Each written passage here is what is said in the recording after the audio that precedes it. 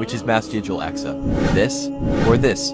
Let me clear you all. This is not only Masjid Aqsa. This is the Dome of the Rock. This whole compound is Masjid Aqsa. Why every time when media talks about Al-Aqsa, they show only this picture? You know why they show you this? Because Israel wants to destroy rest of the places in Al-Aqsa compound silently. And we'll show you the picture of Dome of the Rock, saying Al-Aqsa is safe, and like nothing happened here. And after this activity they will build the third temple. Jews believes third temple should be built to establish the condition of Messianic age. Now what is Messianic age? It is said by Jews and Zionists that there is a period of time will come in which their awaited Messiah will come, and he will unite the whole world. Israel is doing this for their awaited Messiah.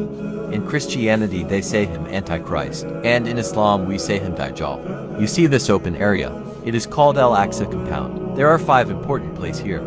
First Masjid al-Qibli, second Dome of the Rock, third Masjid al-Burak, fourth Musalla Marwani, and fifth minarets. This is the real Aqsa Mosque.